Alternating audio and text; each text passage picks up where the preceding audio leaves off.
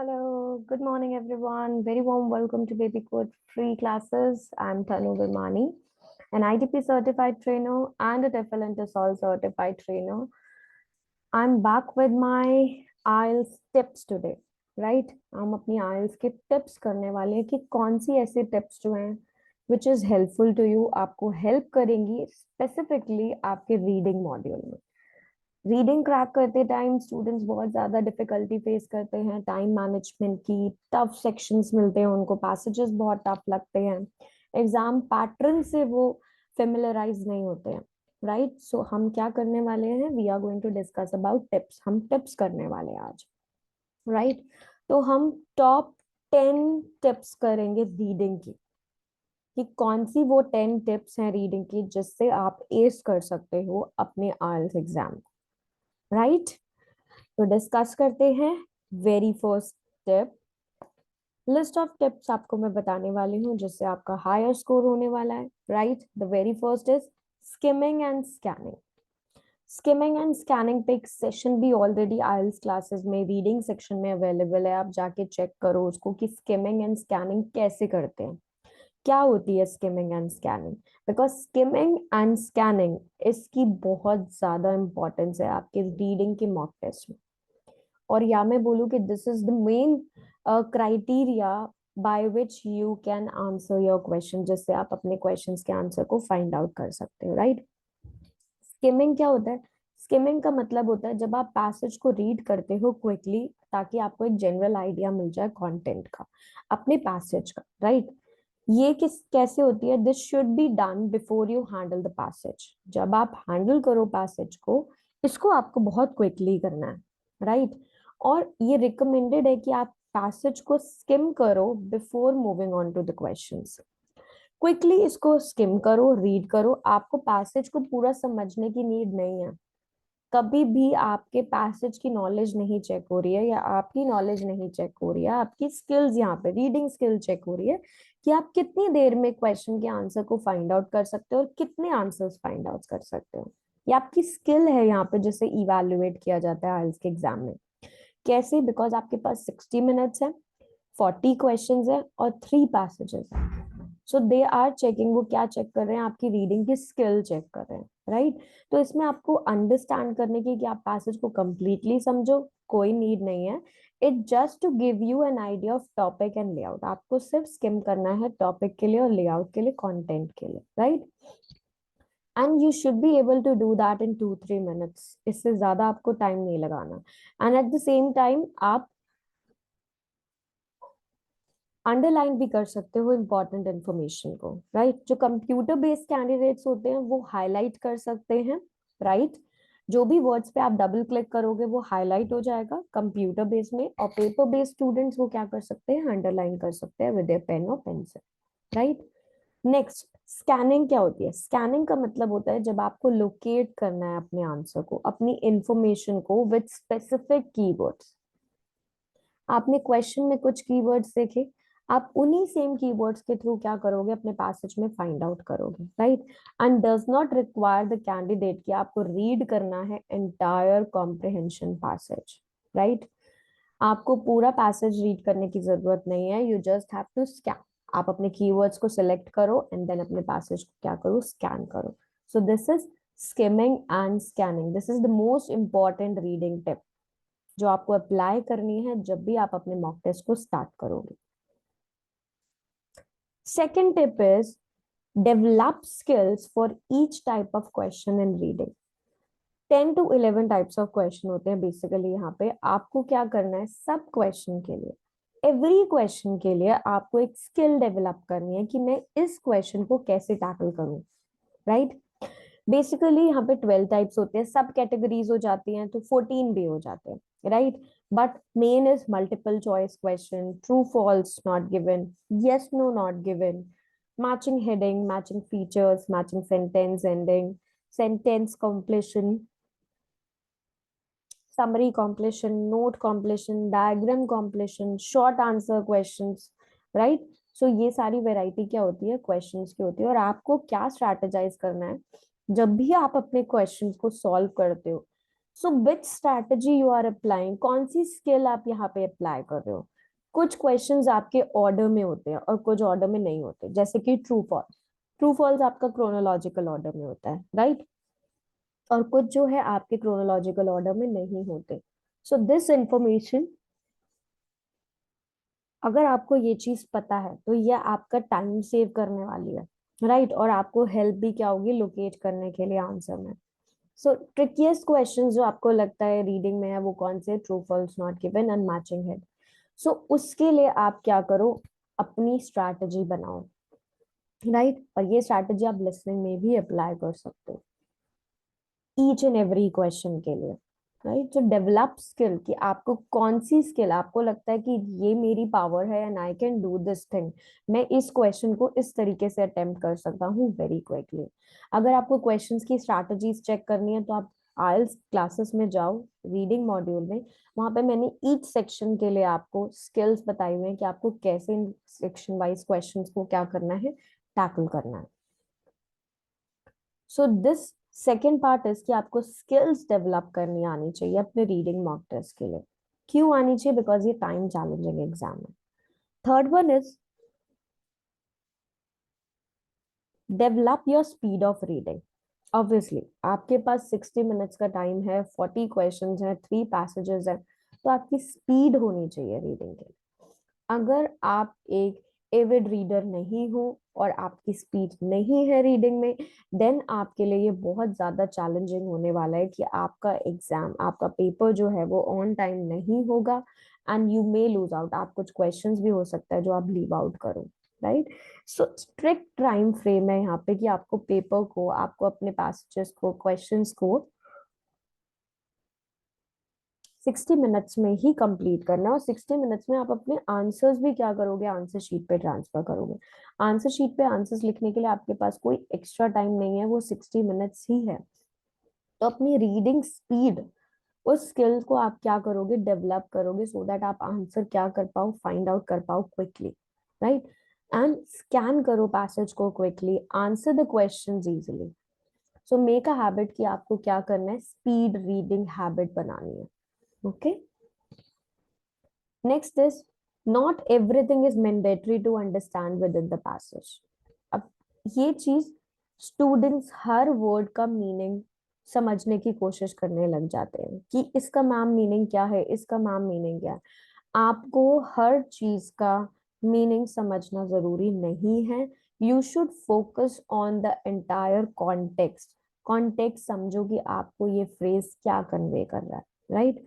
Do not focus on understanding everything in the passage, सब कुछ नहीं समझना आपको, राइट। आपका टास्क क्या है कि आपको लोकेट करना है आंसर्स को गिवन टाइम फ्रेम में। जितने ज्यादा आंसर्स आप फाइंड आउट कर पाते हो करेक्टली, उतना ही आपका क्या हो जाता है, बैंड स्कोर हो जाता है। सो यहाँ पे क्या है, आपको सिर्फ आंसर्स को लोकेट करना है, उन 40 आंसर्स को आपको लोकेट करना है उस गिवन टाइम फ्रेम में। So it's merely a waste of time कि अगर आप रीड करो, अंडरस्टैंड करो सब कुछ पैसेज में, नो, राइट। इसके लिए आपको बहुत ज्यादा टाइम आपका कंज्यूम हो जाएगा जो कि आपको नहीं करना, right. So do not waste your time, आपको सब कुछ नहीं समझना पैसेज में, क्विकली आपको अपने आंसर्स को फाइंड आउट करना है। 2 टाइप ऑफ क्वेश्चन होते हैं जो रिक्वायर करते हैं डिटेल अंडरस्टैंडिंग। वो कौन से होते हैं, matching heading and choosing a title, right.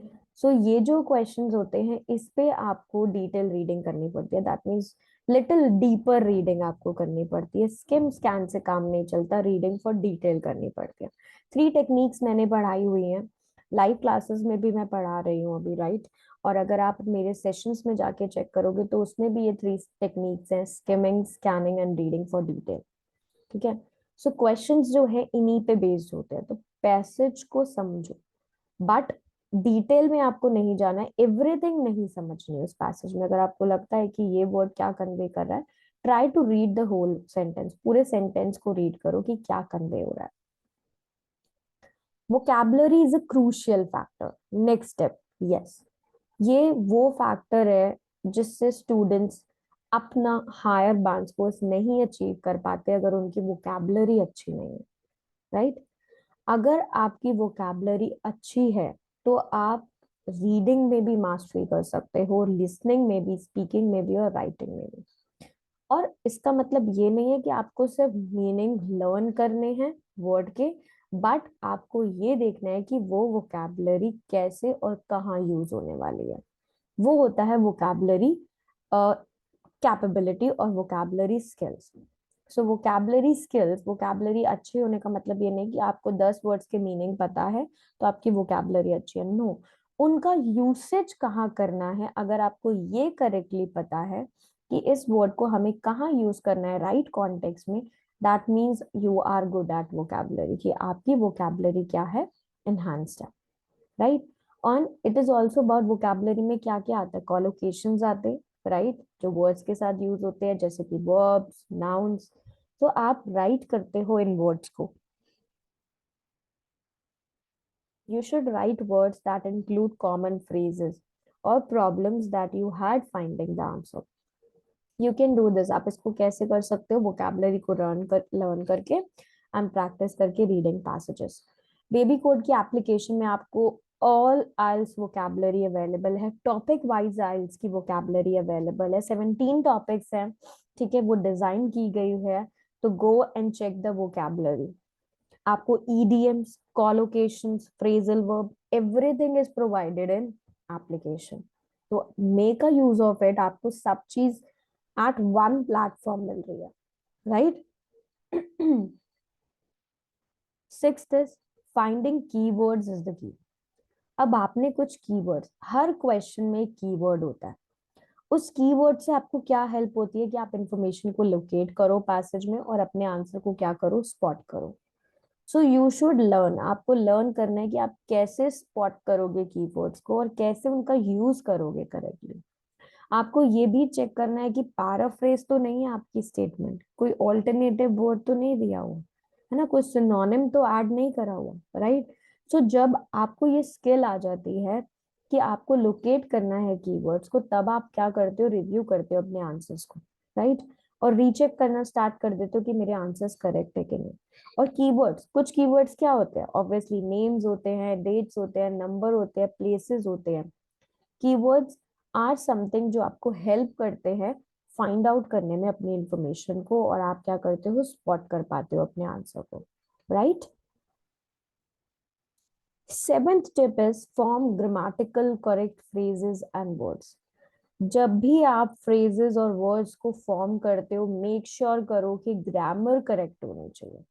अगर आपका ग्रामेटिकल एरर होगा, you will not be able to get your answer, आपको आंसर नहीं मिलेगा। जैसे कि कुछ क्वेश्चंस होते हैं समरी और सेंटेंस कॉम्प्लीशन, उसमें आपको क्या करना होता है, फिल इन द ब्लैंक्स करना होता है, और आपको ब्लैंक्स जो फिल करने हैं वो करेक्ट ग्रामेटिकल फ्रेजेस और वर्ड्स के साथ करने हैं। सो ये क्या है कि ग्रामर इंपॉर्टेंट पार्ट प्ले करता है किसमें, करेक्ट आंसर को प्ले करने में। आपको कुछ और वर्ब वहां दिया है, आई मीन ग्रामर, उसका फॉर्म ऑफ वर्ब डिफरेंट दिया है, बट आपको आंसर में फॉर्म ऑफ वर्ब डिफरेंट लिखना है, राइट। तो आपको अपनी ग्रामर को चेक करना है कि जब आप उसको पुट कर रहे हो उस वर्ड को, वो ग्रामेटिकली वहां पे फिट करता है कि नहीं। आपने आंसर स्पॉट कर लिया, बट अगर वो ग्रामेटिकली वहां फिट नहीं करता, आपने ग्रामर उसकी नहीं चेक करी और इनकरेक्टली आपने उसको वहां लिख दिया है, so you will not get any marks, आपको कोई मार्क्स नहीं मिलने वाले, right.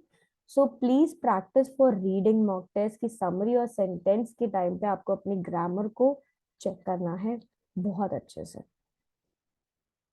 8.1 practice every day for a higher band. जैसे मैं लाइव क्लासेस में, लाइव सेशंस में हमेशा बोलती हूँ कि आपको at least 2 to 3 mock test every day करने चाहिए अगर आपका 15 डेज में एग्जाम है तो, राइट। प्रैक्टिस से क्या होता है, यू विल बी परफेक्ट, है ना। सो रीडिंग भी ऐसे ही है, जितना ज्यादा आप फेमिलराइज करोगे खुद को पैटर्न के साथ, टाइम ड्यूरेशन के साथ, आंसर शीट को अभी प्रिंट आउट निकालो, पैसेज का भी प्रिंट आउट निकालो, start transferring the answers to answer sheet, है ना, आंसर शीट पे आंसर को लिखो। अपना पैटर्न देखो, कौन से टाइप ऑफ क्वेश्चंस है, कौन से type of questions, majority of questions में आप मिस्टेक करते हो, ट्रू फॉल्स में आपकी मिस्टेक्स ज्यादा है या फिर आपकी मैचिंग हेडिंग में मिस्टेक्स ज्यादा है। Try to practice them again and again, उनको ज्यादा से ज्यादा प्रैक्टिस करो, राइट। सो एक रेगुलर प्रैक्टिस सेशन से आपका score I can bet you increase होगा ही होगा, right? So please practice.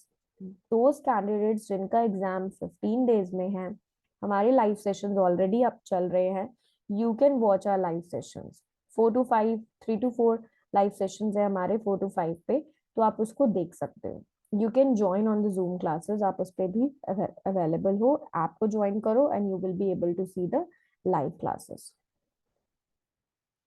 Getting use to tough passages. अब पहले आपको ऐसे पैसेजेस नहीं मिले, right, during your school days और कॉलेज डेज, बट आइल्स के एग्जाम में आपको टाइम मैनेजमेंट को भी प्रैक्टिस करना है, राइट, कि आप टाइम ड्यूरेशन के अकॉर्डिंग अपने पैसेज को कंप्लीट करो। वोकैबुलरी स्किल्स पे भी आपको फोकस करना है, रीडिंग स्पीड भी आपकी इंक्रीज होनी चाहिए, और आपको फेमिलराइज करना है खुद को कॉम्प्लिकेटेड टॉपिक के साथ, राइट, और वाइड रेंज ऑफ कॉम्प्रिहेंशन के साथ। सो मेक अ हैबिट कि आप रीडिंग करो always, every day, before bed, ठीक है, एवरी डे, और early morning, whenever you start your day, it's your wish, or whenever you are free, जब भी आप फ्री हो आप क्या करो, एक हैबिट बनाओ कि आपको रीडिंग करनी है। Be realistic, do not expect to get an IELTS band 7 and above अगर आपको बेसिक अंडरस्टैंडिंग ही नहीं है इंग्लिश की, और अगर आपकी इंग्लिश स्किल्स क्या है, इम्प्रूव नहीं है, स्ट्रांग नहीं है, वीक है, तो आपको बैंड 7 एंड अबव कभी भी नहीं मिलेगा।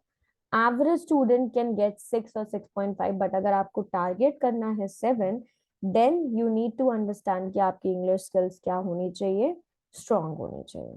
Okay, so I hope you got an idea कि ये 10 टिप्स आपको हेल्प करने वाली हैं आपके IELTS एग्जाम में, especially for the reading module. So keep practicing, keep watching, and keep learning our IELTS classes.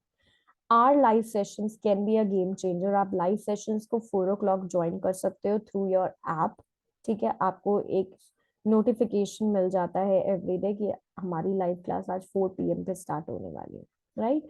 So baby code की application में जाओ, वॉच करो लाइव सेशन को, यूट्यूब पे भी देख सकते हो इस सेशन को, बट अगर आपको मेरा लाइव सेशन अटेंड करना है जहाँ पे आप मुझसे डाउट, क्वेरीज, सब चीज पूछ सकते हो, एंड एवरी डे मैं एक न्यू टॉपिक वहां पे पढ़ा रही हूँ, right? So you can watch that. And thank you so much for watching our this class. Stay tuned. I'm going to cover up some new tips also. This was reading tips. Some new tips will be added soon. Bye.